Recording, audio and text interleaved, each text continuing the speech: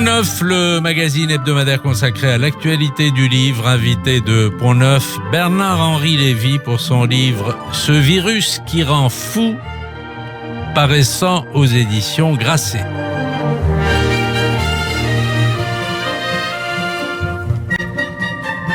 Bernard-Henri Lévy, bonjour. Bonjour. Merci d'être avec nous. Vous rappelez dans ce livre que vous êtes entré en philosophie par la voie de l'épistémologie, ce qui nous vaut des réflexions sur les médecins, sur les scientifiques, sur les spécialistes ou ceux qui se présentent comme tels. Finalement, on se dit que le confinement contre lequel vous exercez votre courroux a eu du bon puisqu'il vous a permis de nous donner un beau livre de réflexion sur la période que nous venons de traverser. Ça n'est pas totalement inutile, ce confinement. Mais non, mais je ne dis pas que le confinement a été inutile, d'ailleurs. Je dis qu'il était probablement inévitable dans le livre. Et il est exact qu'il m'a permis, par ailleurs, d'écrire ce livre qui est un des livres importants, je crois, oui. Enfin, un des livres auxquels je tiens. Oui, parce que vous dites en même temps, ce virus, un virus, ça ne pense pas, un virus, ça n'a pas de message, mais un virus, celui que nous avons traversé, que nous traversons encore, il mérite quand même qu'on réfléchisse dessus. Il mérite surtout que les laboratoires réfléchissent dessus. Il mérite que les gens qui s'occupent de vaccins trouvent un vaccin. Et il mérite que les praticiens qui voyaient arriver des malades les intubent de la bonne manière. Ça oui. En revanche, se servir du virus pour réfléchir à quoi doit ressembler le monde d'après, pour nous expliquer qu'il faudra moins voyager, pour nous dire qu'on va avoir des passeports indiquant notre empreinte, notre contribution à la pollution de l'air. Tout ça, non. Je pense qu'il ne mérite pas ce type de réflexion. Autrement dit, ce qui me gêne, moi, c'est la façon dont se sont emparés du virus un certain nombre de gens, de tous les bords d'ailleurs, évidemment, à gauche beaucoup, l'écologie radicale, mais aussi à droite, les providentialistes qui ont vu un signe du bon Dieu venant punir les humains d'avoir trop péché. Alors c'est un livre de philosophes où on croise Michel Foucault, Pascal, Lévinas, Raïm de Vologine, on va en parler, mais c'est aussi un cri de colère. Pourquoi un cri de colère et contre qui finalement ? Contre vous-même, contre les médecins, contre la politique, contre la télévision ?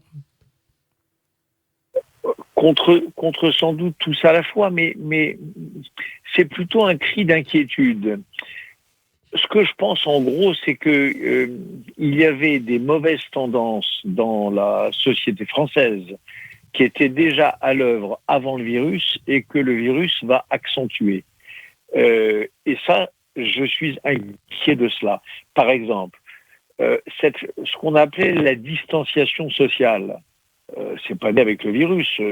On pâtit, on souffre d'une distanciation sociale, d'un mépris des uns pour les autres, d'une épidémie de haine depuis très longtemps.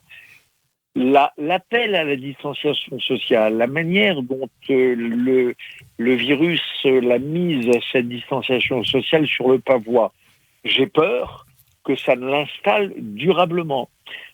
J'entendais le serment de main, qui est pour moi un geste de fraternité, un geste républicain, un geste de solidarité. J'entendais l'autre jour un grand médecin américain dire « ça ne reviendra plus ». Ou en tout cas pas de sitôt. Cri d'inquiétude contre cela. Le reste du monde, moi je suis de ceux qui pensent que l'humanité ne s'arrête pas à la frontière de mon balcon. Et pour moi, l'humanité, c'est aussi les damnés de la Terre. On avait déjà tendance à s'en foutre. On avait déjà tendance à considérer qu'ils étaient la dernière roue du carrosse. Aujourd'hui, si on va dans le sens des apologistes, de ceux qui défendent la décroissance, le ralentissement général, ceux qui disent qu'on est allé trop vite et que la crise doit nous calmer, ceux-là, on les condamne à mort. Alors, je ne dis pas que c'est là. On avait déjà tendance à trouver que le monde des pauvres, des très pauvres, était un monde dont on ne voulait pas trop entendre parler, cacher ce sein que je ne saurais voir. Mais je crains que ça ne s'arrange pas. Je crains que ne se soient inscrites des habitudes qui deviennent des plis. Voilà. Vous vous élevez effectivement contre le fait que ce virus a requis la totalité de notre attention en évacuant tout le reste. Par exemple, le fait que la faim continue de tuer dans le monde plus de 25 000 hommes, femmes et enfants par jour. Mais est-ce que ça n'est pas, pardon de la naïveté de la question, est-ce que ça n'est pas tout bêtement ce qu'on appelle en journalisme la loi du kilomètre, c'est-à-dire ce qui se passe en bas de chez vous prend tout d'un coup plus d'ampleur que ce qui se passe à 3000 bornes ou à 5000 bornes? Oui, sauf que je pensais qu'il y avait, je le pense toujours, un progrès de la civilisation qui est un des rares bons aspects d'Internet qui faisait qu'il y avait plus de 5000 bornes. 5000 bornes, ça peut être la porte à côté quand il y a des images. Je vais prendre un exemple.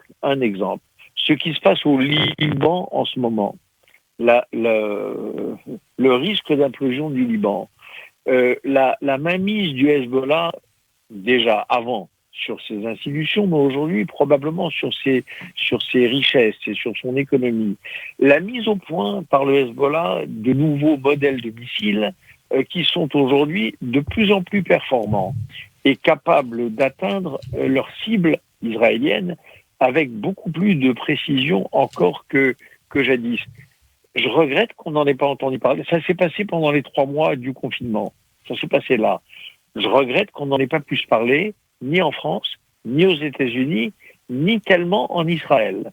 Qu'est-ce que ça aurait changé ? Je ne sais pas. Si, l'opinion s'apaise. L'opinion, la démocratie, ça veut dire aussi qu'on alerte nos gouvernants. Là, aujourd'hui, on se retrouve avec un Liban au bord du naufrage, avec un Hezbollah plus triomphant que jamais, et avec une menace sur Israël plus grande aujourd'hui qu'il y a 3 mois. Voilà un exemple. Alors, on a souvent cité à foison pendant cette période la phrase de Pascal sur la possibilité de rester tranquille dans sa chambre. Et vous dites non, vous dites c'est l'intranquillité qui devrait être la norme. Moi, je préfère les intranquilles aux tranquilles.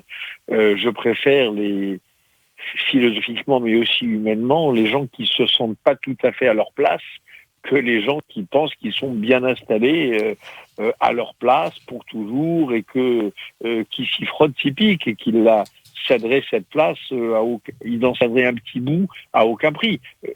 J'aime pas en effet cette autosatisfaction des humains qui sont confortablement installés à leur place. Il y avait un grand philosophe qui était Jean-Paul Sartre qui disait que c'était la définition du salaud. La définition du salaud pour Sartre, c'était celui qui pensait qu'il était à sa place par une espèce de décret de droit divin.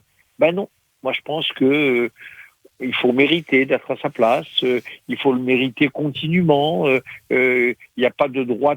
Il y a des droits acquis, bien sûr, mais il n'y a pas de privilèges acquis, par exemple.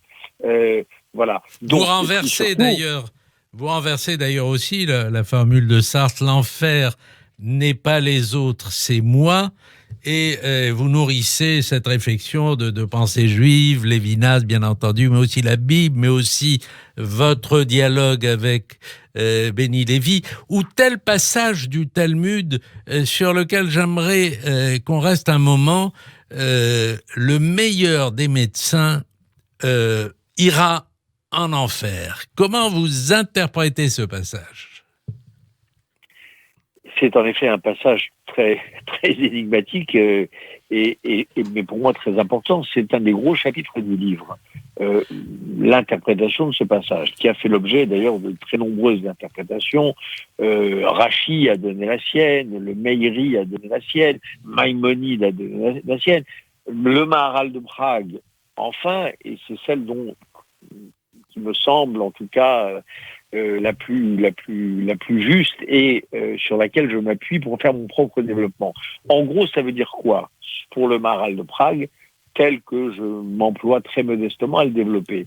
Ça veut dire que le meilleur des médecins, il est le roi du monde pour le traitement des organes. Il est excellent. Il connaît les maladies, leurs désordres, le travail souterrain des organes, la manière de leur intimer silence ou pas, etc. Mais il est tellement bon, il est tellement prix Nobel des organes, qu'il finit par confondre le corps avec un assemblage d'organes, il finit de confondre l'être humain avec son seul corps, et il finit par oublier qu'un humain, c'est tout ça bien sûr, mais que c'est aussi autre chose.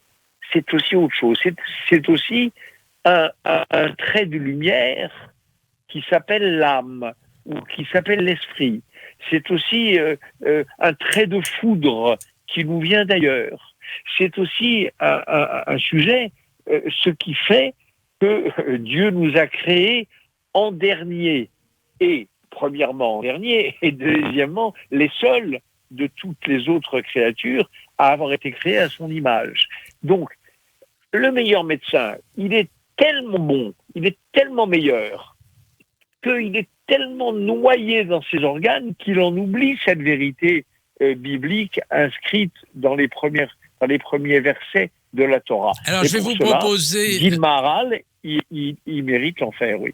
Alors, j'ai reçu beaucoup sachant que j'avais le plaisir de vous avoir ce matin, j'ai reçu beaucoup d'appels d'amis, dont de bons talmudistes, Ariel Koubi ou Patrick Abissera, et je voudrais vous proposer leur interprétation, qui est pas très éloignée de ce que vous venez de dire.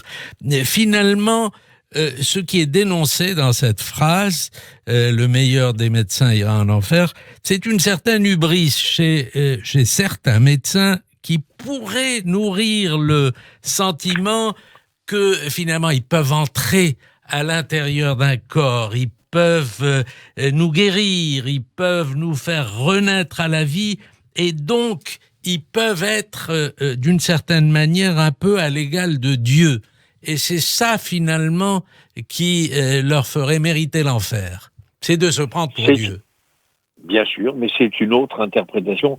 Vous savez que c'est la beauté de notre Talmud qu'il est ouvert à l'infini. Et j'aime aussi cette explication-là. Et je l'aime et je regrette de ne pas y avoir songé moi-même plus tôt et de ne pas avoir assez dialogué avec ceux qui nous écoutent peut-être et avec lesquels j'aimerais engager le dialogue dès demain, parce que ça rejoint ce que je dis sur le pouvoir médical. Qu'est-ce que c'est d'autre que le pouvoir médical dont parle Michel Foucault dans ces dernières années? C'est ça. C'est cette espèce de surpuissance, c'est cet abus d'autorité, c'est cette façon de nous traiter avec cet orgueil absolu qui même de Dieu, qui même à Dieu n'est pas permis d'ailleurs, probablement. Donc oui, j'aime cette idée que mérite d'aller en enfer celui qui se considère comme un admirable mécanicien des corps, capable d'ailleurs peut-être de nous promettre, c'est quand même ça aussi, ce qu'on appelle le transhumanisme, l'immortalité ou quasiment. Celui-là mérite d'aller en enfer. Et on aura peut-être un jour des médecins excellents qui auront cette tentation. On les a déjà. Alors, est-ce que d'un autre côté, la pensée scientifique, la parole des médecins, tout en étant parfois vouée à l'enfer quand elle verse dans la mégalo, c'est arrivé, est-ce qu'elle ne s'imposait pas à nous parce que nous n'avions pas le choix que de lui faire confiance? Oui, bien sûr qu'il fallait écouter les médecins, mais il fallait écouter aussi les médecins quand ils nous disaient qu'ils ne savaient pas, quand ils nous disaient qu'ils étaient eux-mêmes en proie à l'incertitude. Je prends un exemple. Dans les premières semaines de la crise, beaucoup de médecins nous ont dit les enfants sont les principaux véhicules du virus. Nous avons entendu cela, nous l'avons écouté, nous avons fermé les écoles, nous avons dit à nos enfants, enfin pas moi, mais beaucoup de bonne foi ayant écouté les médecins, n'approche pas papy ou mamie, tu vas l'infecter, tu vas le tuer. Et nous avons fait entrer dans la tête de beaucoup d'enfants l'idée qu'ils étaient des meurtriers. Et quels meurtriers? Les meurtriers des personnes les plus chères. Or, on découvre quelques semaines plus tard que c'était de la foutaise, que ça n'était pas vrai, que les enfants ne sont pas les porteurs privés de la maladie. Donc, vous voyez, il ne fallait pas écouter ça trop. Et puis, il fallait écouter d'autres voix. Moi, je regrette que dans les débats télévisés où on entendait jusqu'à plus soif des médecins nous répéter, par exemple, ça, je regrette qu'il n'y ait pas eu des psychologues, des spécialistes du complexe d'Édipe qui auraient dit « Attention, vous touchez à des matières hautement inflammables ». Et puis j'ai regretté qu'il n'y ait pas eu des pédagogues, j'ai regretté qu'il n'y ait pas eu des prêtres ou des rabbins, j'ai regretté qu'il n'y ait pas eu des économistes, j'ai regretté qu'il n'y ait pas eu des syndicalistes dans tous ces débats sur le Covid. Pourquoi seulement les médecins? Si vraiment on admet ce que je crois moi, un mot que je mets que je cite au début de mon livre, un mot de Rudolf von Virchow, qui est un des grands inventeurs de l'anatomopathologie, qu'une épidémie, elle a des aspects médicaux et des aspects sociaux. C'est les deux. Et il disait même, lui, il allait même très loin, il disait qu'une épidémie, c'est un phénomène social qui comporte quelques aspects médicaux. Bon, il exagère un peu, je vous l'accorde, mais c'est vrai qu'il y a des aspects sociaux. C'est vrai que on a pris des décisions qui impliquaient le risque, par exemple, d'enfoncer un coin dans le principe de l'école obligatoire, de l'école pour tous. Le jour où j'ai entendu Mélenchon dire moi, si j'avais des enfants, je ne les enverrais pas à l'école, parce qu'il avait beaucoup entendu les médecins, je me suis dit, attention, alerte rouge, un responsable politique, parlementaire, qui dit ça, j'aurai des enfants, je ne les enverrai pas à l'école, c'est très grave. Et alors, c'est peut-être moins grave de casser l'école publique obligatoire que d'avoir des morts, c'est possible, mais c'est grave aussi. L'exemple que je vous ai donné tout à l'heure, c'est grave aussi. Donc, je regrette qu'on ait idolâtré la parole des médecins. Et je suis trop juif pour ne pas savoir que l'idolâtrie, dans quelque domaine que ce soit, c'est une mauvaise chose. Voilà. On idolâtre personne. Personne ne doit être écouté comme parole d'évangile. Pas plus les médecins que les autres. Alors, votre livre s'ouvre sur la sidération. J'ai été sidéré, moi aussi, et il se termine sur résister. Résister coûte que coûte à ce vent de folie qui souffle sur le monde. Et c'est quoi cette résistance à laquelle vous faites appel, résister à cette folie du virus? Ça veut dire résister, par exemple, à ceux qui prétendent s'emparer du virus, en profiter pour réaliser leur vieux rêve d'un grand soir révolutionnaire. Voilà un exemple. J'ai encore lu ça dans les journaux ce matin, je ne vais pas leur faire l'honneur de les citer. Il y a une espèce de nouvelle doxa qui dit il faut plus vivre comme avant, il faut profiter de ce virus pour faire table rase du passé, et pour inventer une société nouvelle. Moi, vous savez, ça fait 50 ans que j'essaie d'inventer une société tous les jours un peu nouvelle, un peu mieux, c'est-à-dire de réparer le monde.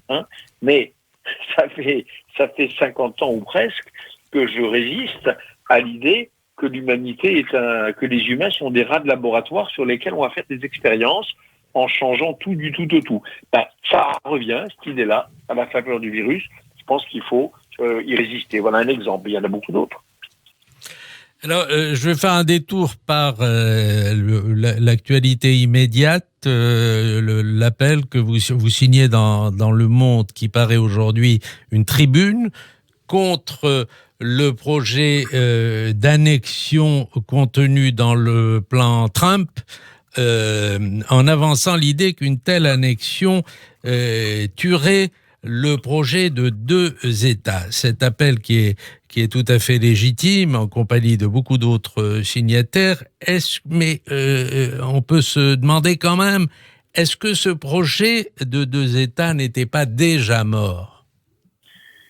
Écoutez, il n'est pas si mort que ça, vous savez, puisque même le plan Trump, qui n'a pas que des défauts, a le mérite encore de l'évoquer, l'État palestinien, et même de l'évoquer de manière concrète, avec des histoires d'autoroutes volant ou souterraines, ou je ne sais plus très bien. Donc, non, ce projet des 2 États, il n'est pas mort.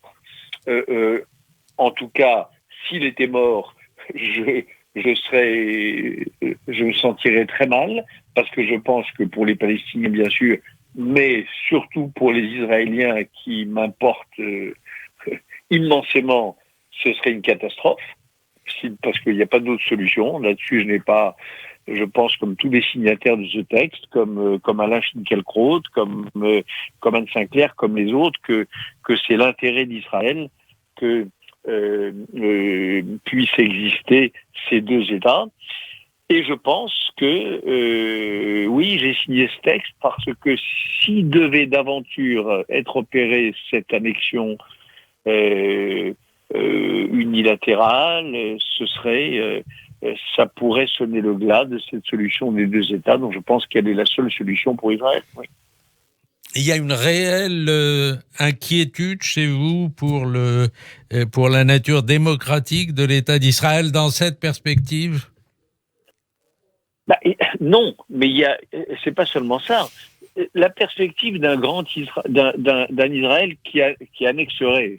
D'ailleurs, pour l'instant, tout ça ce sont des si, c'est des hypothèses. Mais l'hypothèse où Israël annexerait l'ensemble des territoires, ce serait en tout cas la fin du rêve sioniste et éventuellement une sérieuse entame à la démocratie. Et j'ai peur de l'un comme de l'autre. Le rêve sioniste, c'est un rêve d'un État pour les Juifs. C'est l'État des Juifs. C'est un État où les Juifs sont majoritaires et peuvent vivre en Juifs. C'est une sorte d'exception historique magnifique, un mouvement de libération miraculeux. Et je n'aimerais pas voir le XXIe siècle en être le fossoyeur par la création de fait d'un État binational. Moi, je me suis battu toute ma vie pour le sionisme et contre l'hypothèse d'un État binational. Voilà. L'annexion, au bout de l'annexion, il y a la perspective de l'État binational, ou alors, si c'est pas l'État binational, alors ça sera 2 régimes de citoyenneté, et donc c'est plus la démocratie. Donc, coûte que coûte, il faut pas que ce rêve ce projet des 2 États meure. Je n'ai pas changé d'avis là-dessus depuis 40 ans. Merci Bernard-Henri Lévy. Je renvoie à votre livre court mais intense et stimulant, ce virus qui rend fou, paru chez Grasset. Vous pouvez retrouver l'intégralité de cet entretien sur le site de Radio J, radioj.fr, l'émission Pont Neuf. Bonne journée à tous et prenez soin de vous.